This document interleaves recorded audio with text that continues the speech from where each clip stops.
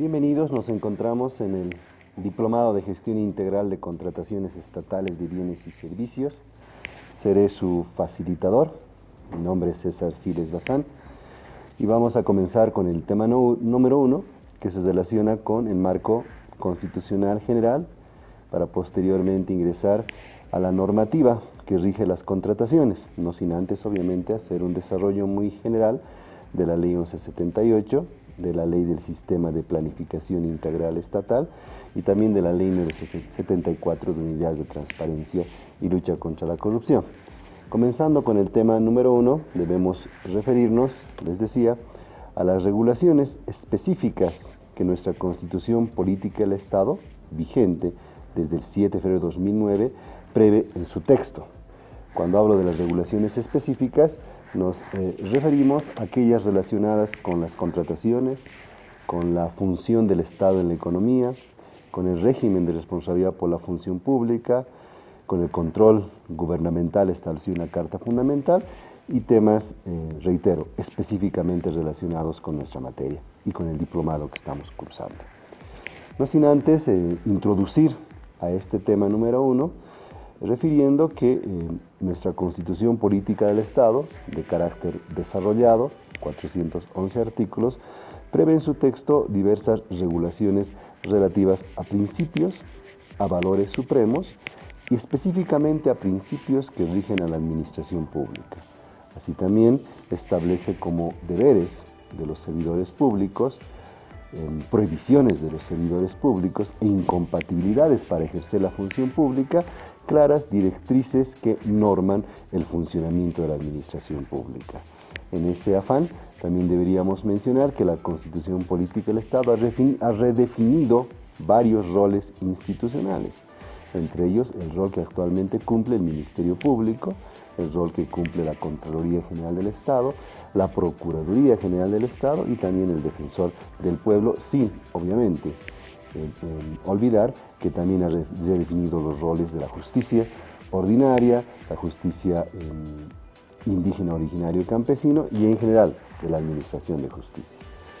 Cuando nos referimos a los valores supremos establecidos en el artículo 8, parágrafo 2 de la Carta Fundamental, me refiero a la Constitución Política del Estado, debemos partir de un concepto básico doctrinal que los refiere como los ideales que una comunidad decide constituir, como sus máximos objetivos a desarrollar por el ordenamiento jurídico y expresarlos en su estructura social, económica, financiera y política. Son los fines a los cuales se pretende llegar, determinan el sentido y finalidad de las demás normas y disposiciones legales que conforman el ordenamiento jurídico del Estado.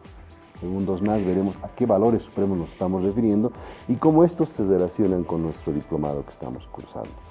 Cuando hablamos de los principios fundamentales, estamos haciendo clara alusión a los artículos 7, 8, parágrafo 1, 9 y 10 de la Carta Fundamental.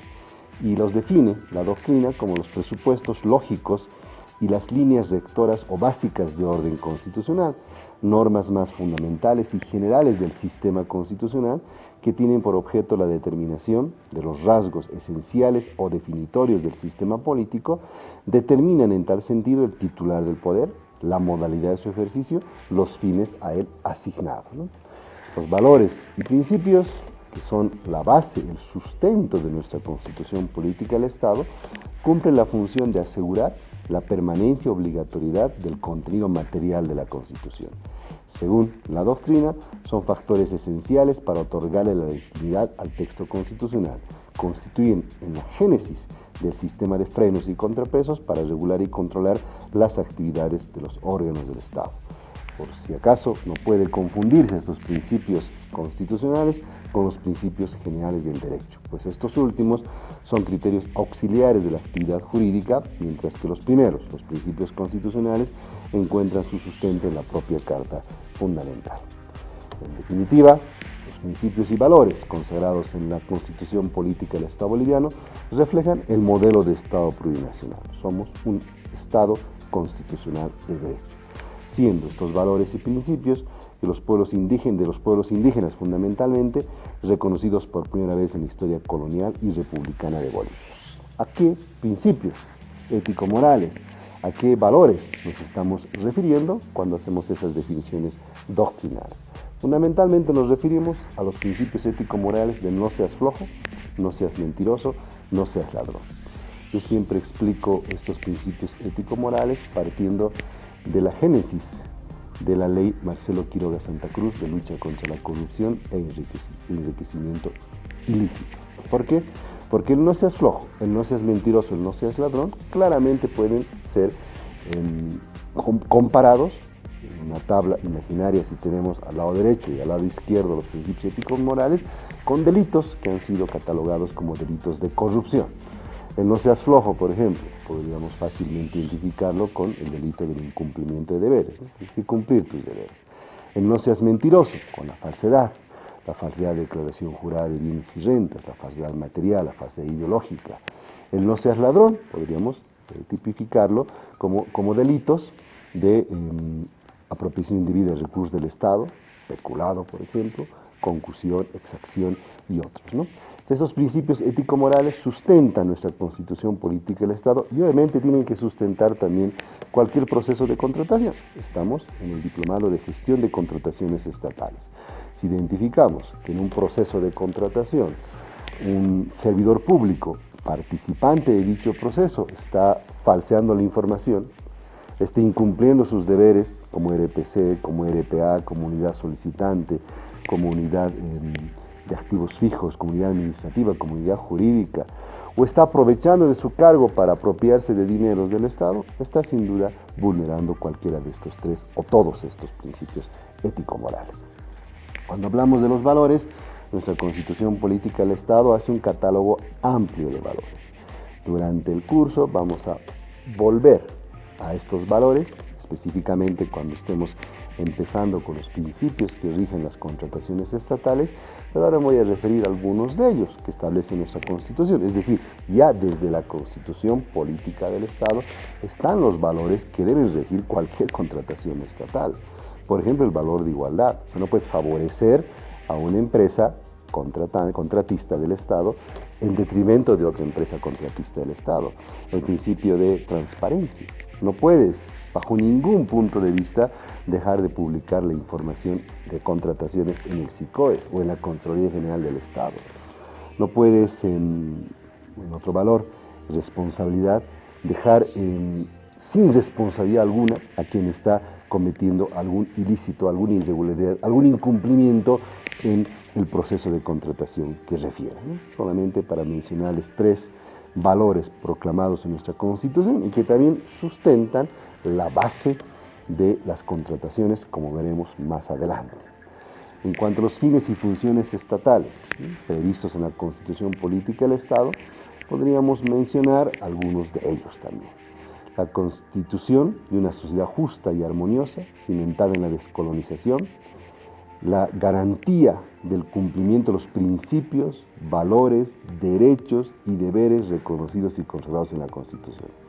Es decir, cualquier incumplimiento, como veremos más adelante, que establece la Constitución, puede significar la aplicación del régimen de responsabilidad por la función pública. Y algo que les voy adelantando, pongo entre paréntesis, el sistema de la Ley 1178, ustedes saben que la Ley 1178 de Administración y Control Gubernamental está orientada bajo un enfoque sistémico, varios sistemas para planificar, para administrar, para organizar, para ejecutar y para controlar actividades de la administración pública. El sistema de ese enfoque de la Ley 1178, donde mayor cantidad de hechos de corrupción se produce, es, ya saben la respuesta, el sistema de administración de bienes y servicios. Y dentro de este sistema de administración de bienes y servicios, el subsistema donde mayor corrupción vamos a encontrar es el subsistema de contrataciones, porque creen que están organizando diplomados de estas características para conocer mejor la norma, para aplicar mejor la norma y evitar estos hechos de corrupción, evitar estos incumplimientos, evitar que el Estado pierda millones y millones de bolivianos en contrataciones estatales. ¿Cuáles son los deberes de los bolivianos establecidos en nuestra Constitución? No es una clase de derecho constitucional, pero sí debo detenerme en un deber fundamental, cuál es denunciar y combatir todos los actos de corrupción. Sea empresa contratista, sea servidor público, sea sociedad que hago control social, tengo la obligación no solamente de denunciar, dice la Constitución, sino de combatir los hechos de corrupción. Si yo veo que hay alguna irregularidad en el manejo del Estado, específicamente en contrataciones estatales, tengo que denunciarlo, tengo que hacer conocer, porque si no me hago cómplice, me hago encubridor de un posible hecho de corrupción. ¿Cuáles son, les decía al principio, los principios que rigen la administración pública? La anterior Constitución y las anteriores constituciones que nos han regulado en nuestra vida republicana no eran tan específicos, tan exquisitas en cuanto a establecer los principios que rigen la administración pública. Nuestra actual Constitución, artículo 232, establece y enumera de forma amplia cuáles son esos principios que deben regir la administración pública, a los cuales deben someterse los servidores públicos para poder cumplir eficientemente sus funciones.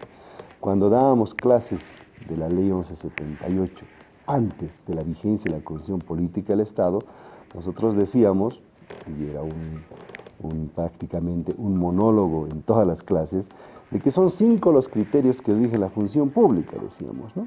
Hablamos del criterio de licitud, de eficacia, de eficiencia, de economía y de transparencia.